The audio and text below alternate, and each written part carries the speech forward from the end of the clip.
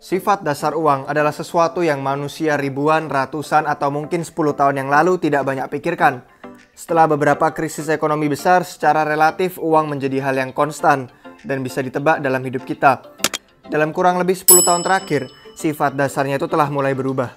Dengan pembayaran digital, dompet mobile atau seluler, cryptocurrency, dan baru-baru aja percobaan paling pertama atas mata uang digital yang beneran oleh satu ekonomi besar.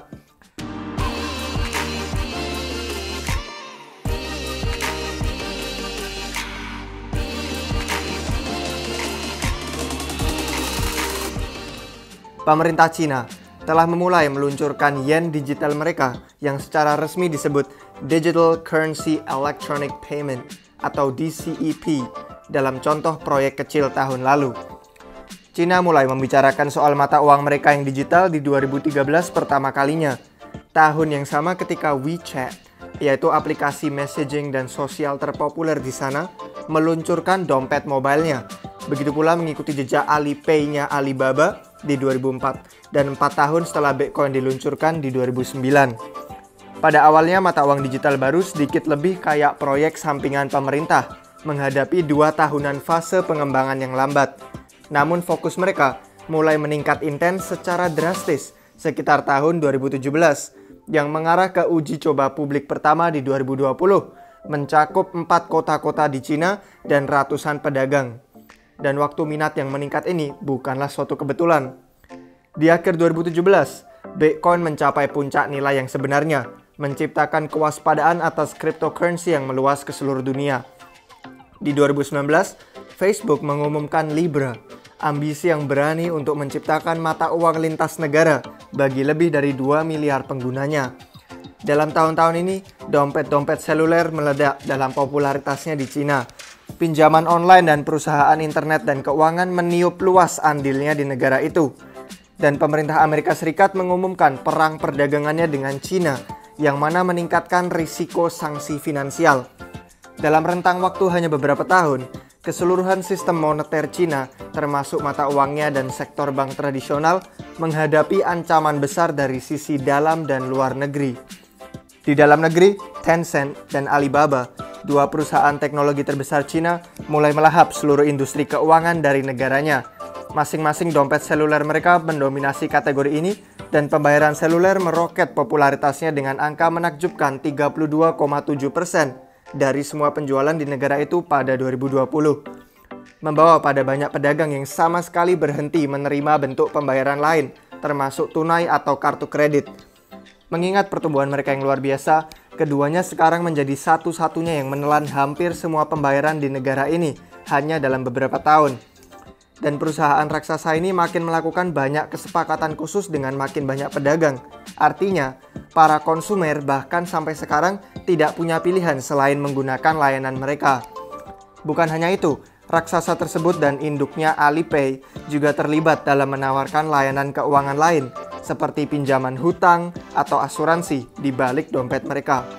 Ya masuk akal, grup Ants sebagai contoh, mereka punya gambaran user mereka yang sangat detail, termasuk gimana cara mereka menghasilkan dan menghabiskan uang secara online dan offline, toko apa yang mereka tuju untuk belanja, dan apakah mereka belanja pada toko e-commerce-nya Alibaba atau jaringan supermarket offline lain yang luas. Bahkan produk yang spesifik mereka beli ada gambarannya, termasuk makanan yang dimakan, ukuran pakaian mereka, obat apa yang mereka beli, dan lain-lain. Jadi itu bisa menentukan kayak kelayakan kredit dan suku bunga kita, lebih baik daripada yang institusi keuangan tradisional bisa harap lakukan. Mulai membayar keanggotaan di 1 gym tahun ini, well, mungkin asuransi kesehatan kalian perlu dimurahkan. Nggak bayar tagihan ponsel dan listrik bulan lalu tepat waktu, well, mungkin suku bunga pada pinjaman kalian perlu disesuaikan. Ya intinya begitulah, kalian bisa bayangkan. Menggabungkan layanan keuangan dengan e-commerce dan profil media sosial dalam waktu nyata menciptakan suatu sinergi yang bikin institusi tradisional nggak bisa bersaing dengan mereka. Dan teratas dari semua itu, beberapa bulan lalu Jack Ma dari grup Alibaba mengungkapkan dalam pidatonya bahwa dia pikir tradisi hukum yang institusi keuangan harus beroperasi di bawahnya kayak aturan ketat soal jumlah cadangan tunai yang bank perlu simpan untuk menghindari potensi kebangkrutan, regulasi ketinggalan zaman itu sepatutnya nggak berlaku untuk perusahaan teknologi inovatif kayak milik dia sendiri. Tentu jelas semua ini menyebabkan tantangan sistem yang besar kepada pemerintah Cina, karena dengan pembayaran online tersebut, contohnya Alipay, yang tentu perlu mengikuti aturan dan regulasi lokal, mereka tuh kayak satu kotak perusahaan pencari untung yang bisa membuat aturannya sendiri sebagaimana mereka jalan, dan itu dapat secara efektif mengontrol sebagian besar ekonomi negara. Mereka bisa menentukan siapa yang boleh membuat akun dengan mereka, pedagang mana yang boleh membeli apa pada toko mana, siapa yang bisa mengambil pinjaman, dan lain-lain. Pada dasarnya menggantikan bukan hanya institusi keuangan, tapi juga mengambil alih banyak fungsi lainnya pemerintah. Nah, sekarang di atas itu, pemerintah Cina juga menjadi semakin waspada secara internasional. Di 2019, Huang Qifan, Wakil Ketua Pusat untuk Pertukaran Ekonomi Internasional Cina, menjelaskan kenapa negara mereka butuh alternatif dari sistem ekonomi SWIFT. SWIFT, kalau kalian belum tahu, adalah organisasi yang menangani komunikasi untuk mayoritas transferan bank internasional. Intinya waktu seseorang mau melakukan transaksi internasional, mereka mengirim pesannya ke SWIFT untuk diproses kemudian diteruskan ke penerima yang tepat. Masalahnya, bukan hanya sistem ini kuno dan lambat. Organisasi itu melakukan sebagian besar processing mereka di Eropa dan Amerika Serikat. Dan Amerika Serikat khususnya telah menggunakan SWIFT di masa lalu untuk memata-matai transaksi dengan NSA atau Badan Keamanan Nasional mereka. Itu telah melihat transaksi antara negara pihak ketiga kayak Jerman dan Denmark yang dianggap melanggar hukum. Dan dalam kasusnya Iran, bahkan sempat memblokir semua bank Iranian sekaligus dari sistemnya sebagai bagian dari sanksi ekonomi mereka. Cina, terutama setelah mulainya perang perdagangan dengan Amerika Serikat, menghentikan ketergantungan mereka pada sistem SWIFT sebagai sumber utama bahaya bagi kedaulatan mereka. Karena mereka pikir sistem tersebut bisa memotong mereka sama sekali dari dunia keuangan internasional. Dan akhirnya, Cina juga telah jadi makin gugup dengan cryptocurrency. Karena dalam jangka panjang itu bisa berpotensi menggantikan yen. Sama sekali tidak memberikan kontrol atas mata uangnya di tangan pemerintah. Dan sementara belum ada kecaman ilegal terkait kepemilikan atau investasi dalam cryptocurrency di Cina sejauh ini, mereka telah melarang pasar-pasar pertukaran dan melarang cryptocurrency itu sendiri digunakan untuk membayar barang-barang di Cina sana. Jadi 3 ancaman utama yang pemerintah Cina hadapi. 1. Dalam jangka pendek, perusahaan teknologi lokal mereka sendiri melahap seluruh industri keuangan negaranya. 2. Dalam jangka menengah, pemerintah Amerika Serikat punya potensi untuk mengeluarkan mereka sama sekali dari transaksi internasional. 3. Dan dalam beberapa tahun ke depan, cryptocurrency bisa menjadi bahaya yang nyata bagi kendali mereka atas ekonomi negara. Jadi untuk mengatasi itu semua, Cina memutuskan untuk beralih ke proyek yen digital daripada yang lain. Mulai dengan yang paling mendesak, prioritas lokalnya mereka merancang DCEP untuk secara khusus memerangi dompet seluler dengan tidak hanya memberikan kenyamanan dompet tersebut, tapi juga karakteristik mata uang nasionalnya. Kayak yen biasa, yen digital diterbitkan oleh Bank Rakyat Cina dan bisa ditarik oleh mereka juga. Nilai keduanya dirancang agar sesuai sebagaimana seharusnya dapat ditukar dengan bebas. Menariknya, DCEP juga diharapkan dapat digunakan bahkan tanpa koneksi internet, kayak uang tunai, sehingga pengguna di desa terpencil dapat bertransaksi dengan HP mereka. Transaksi mereka kemudian akan disinkronkan setelah mereka online lagi. Dan yang terpenting, DCEP juga dirancang sebagai alat pembayaran yang sah, ya kayak uang tunai. Artinya, secara hukum setiap orang yang melakukan pembayaran digital di negara itu harus menerimanya sebagai metode pembayaran sekalinya diluncurkan. Aksi yang tidak diragukan lagi secara khusus ditujukan untuk membubarkan monopolinya Alipay dan WeChat Pay yang telah dibangun selama bertahun-tahun. Dan DCEP bermaksud untuk jadi senyaman mungkin dipakai pengguna, seperti dompet seluler yang sudah ada juga. Jadi para pengguna bisa pakai dompet seluler dari sejumlah lembaga keuangan yang disetujui, kayak para bank. Mereka bakal daftar akun dengan nomor telepon, dan kemudian melakukan pembayaran dengan memindai kode QR melalui NFC dan lain-lain. Perbedaan besarnya jelas bukan Alibaba atau WeChat yang memproses transaksi hari ke harinya, tapi para bank. Bank yang banyak diantaranya adalah milik negara dan semuanya diatur dengan regulasi ketat.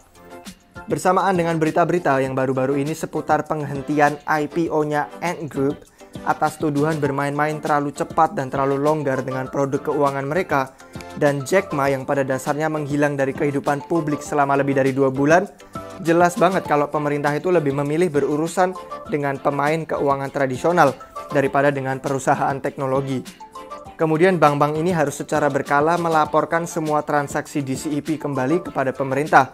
Berarti pemerintah akan dapat melihat semua transaksi dalam sistemnya yang dapat melacak setiap transaksi itu kembali ke manusianya. Karena semua nomor telepon legal harus terikat dengan identitas asli di Cina, itu bisa membuat profil warga negaranya yang detail berdasarkan kebiasaan belanja mereka, yang saat ini WeChat dan Alibaba bisa lakukan. Itu bisa aja secara langsung memberi warga negara dengan uang dompet DCEP, katakanlah untuk pengembalian pajak, atau tunjangan pengangguran, atau apapun. Kemudian juga termasuk ide para politisi di barat yang telah mengadakan pembayaran langsung untuk keringanan COVID juga. Dan mereka bisa langsung membekukan aset atau memblokir transaksi yang tidak disetujui dari sistemnya juga. Sekarang ini terdengar sedikit distopia setidaknya, terutama mengingat rekam jejak hak asasi manusia yang mengerikan di negara itu. Tapi adilnya, bahkan dalam sistem keuangan saat ini, negara sudah bisa melacak musuh politiknya juga. Semua platform pembayaran digital yang ada di Cina, termasuk yang dari bank dan dompet seluler lain, sudah diharuskan menggunakan identitas asli. Dan mereka juga diharuskan memberi akses pemerintah ke data pengguna pada siapapun yang mereka curigai menghindari pajak, melakukan penipuan, atau ya taulah memiliki pendapat yang tidak disetujui pemerintah. Jadi aspek ini bukanlah hal baru. Perubahan sebenarnya tidak akan jadi tentang musuh politik individu negara, melainkan lebih ke pemerintah Cina yang dengan sistem baru ini akan mendapatkan gambaran umum yang luas dari seluruh perekonomiannya dalam waktu nyata. Semua hal-hal yang saat ini sudah tersimpan di dalamnya lingkungan Alipay dan WeChat. Pemerintah bisa melihat semua transaksi dan kebiasaan belanja di seluruh negeri. Dan daripada menggunakan info itu untuk memberi orang iklan sebatang coklat atau celana yoga baru, mereka mampu gunakan datanya untuk mengelola ekonomi dengan lebih efisien lagi. Dan untuk membangun jenis profil warga pengguna yang detail dan para pedagang yang saat ini hanya bisa dilakukan oleh raksasa teknologi. Nah, entah apakah itu jadi lebih atau kurang distopia daripada dua perusahaan swasta yang pada intinya bersiap menjalankan seluruh perekonomian negara, saya biarkan kalian putuskan itu sendiri. Tapi saya sendiri pikir keduanya cukup kurang baik. Ya terus, awal tahun ini, program pencontohan pertama mata uangnya dimulai di negara tersebut. Awalnya, penduduk di 4 kota di Cina diberi sejumlah kecil uangnya melalui sistem lotre. Banyak pedagang termasuk Didi kayak Ubernya di sana, atau Meituan, platform pemesanan makanan dan layanan jasa lokal yang populer, serta McDonald's, misalnya mulai menerima pembayaran dengan itu. Yang menarik malah bukan Alibaba atau Tencent, dan sejauh ini warga negara tampak tidak terlalu peduli dengan itu. Karena tidak terlihat melakukan suatu hal baru yang fungsional daripada dompet seluler lain yang sudah ada dan mereka pakai. Meski demikian, pemerintah Cina secara teori memiliki banyak keuntungan yang gak adil dibandingkan pemain komersial. Tentu sebagai alat pembayaran yang sah, mereka dapat memberi mandat kepada semua pedagang untuk menerima pembayaran DCEP. Dan karena pemerintah punya relasi finansial dengan sebagian besar warganya, baik karena mereka pegawai pemerintah atau pembayar pajak atau pensiunan misalnya, mereka secara teori dapat mendorong pembayaran ke dan dari pemerintah untuk dilakukan melalui DCEP di masa depan. Demikian mengarah ke pengadopsiannya yang cepat. Jadi itu sepertinya rencana mereka untuk menangani raksasa teknologi lokal. Dan walau Cina telah dengan jelas menyatakan bahwa mata uang ini juga seharusnya dapat membantu mereka dengan tantangan yang internasional dan cryptocurrency, rencana pastinya untuk menangani itu tampak masih kurang jelas untuk saat ini. Sementara DCEP memutus SWIFT sebagai perantara, yang mana memang penting sih untuk Cina, itu hanya digantikan oleh pemerintah Cina yang malah bahkan jadi maharaja penguasa yang lebih kuat di sana. Dalam bentuknya saat ini, DCEP adalah sistem yang sepenuhnya sentral atau terpusat. Dan nggak seperti cryptocurrency yang desentral misalnya, pemerintah Cina sendiri dapat memantau semua transaksi dan pada dasarnya dapat membuat dan menghancurkan uang pada seluruh dompet penggunanya sesuka hati. Sementara ini mungkin akan berhasil di dalam negeri untuk warga negara dan perusahaannya sendiri. Saya ragu sih negara besar manapun bakal terima melakukan bisnis serius dengan itu dalam bentuknya yang saat ini. Tentu saja mungkin setelah diluncurkan di dalam negeri, pemerintah Cina akan membuat struktur manajemen baru untuk transaksi DCEP internasional. Misalnya, jika saya memasukkan spekulasi liar di sini, seperti dengan asosiasi Libra, mungkin ada beberapa pemroses pembayaran internasional. Katakanlah bank sentral dari berbagai negara yang semuanya dapat secara kolektif mengelola dan menyetujui transaksi internasional. Tapi siapa tahu, pembayaran internasional dan desentralisasi untuk saat ini menjadi tanya-tanya besar. Jadi itulah DCEP. Kalian mungkin bertanya-tanya negara-negara di seluruh dunia yang juga mencoba melakukan hal serupa. Dan lucunya, Bahama dan Kamboja secara teknis mengalahkan Cina terlebih dahulu dengan meluncurkan mata uang digital yang disebut Sen Dollar dan Dakong.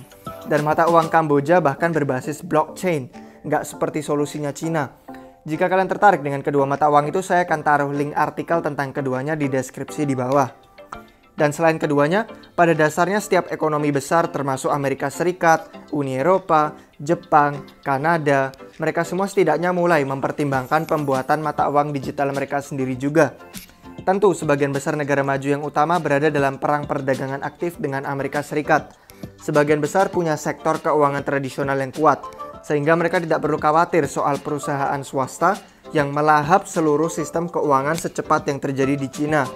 Dan kebanyakan dari mereka memiliki warga negara yang secara signifikan lebih menentang privasi mereka yang diganggu. Jadi para pemerintah tersebut meluangkan waktu mereka untuk menjelajahi konsep-konsep dan belajar dari kesuksesan serta kegagalan Cina sebelum mereka berkomitmen pada apapun. Dan contoh yang paling menarik dan pasti paling disayangkan dari sebuah negara yang mencoba dan gagal meluncurkan cryptocurrency yang diterbitkan negara mereka adalah Venezuela, yang kriptonya disebut Petro. Itu diumumkan pada 2017 sebagai mata uang alternatif yang didasari oleh cadangan minyak dan mineral negara yang besar. Sementara mata uang asli negaranya mengalami hiperinflasi terburuk di dunia, sayangnya proyek tersebut tidak berhasil. Banyak orang Venezuela tampaknya mulai beralih ke Bitcoin sebagai penyimpan kekayaan, serta pekerjaan-pekerjaan online yang dengannya mereka bisa dibayar dalam mata uang internasional.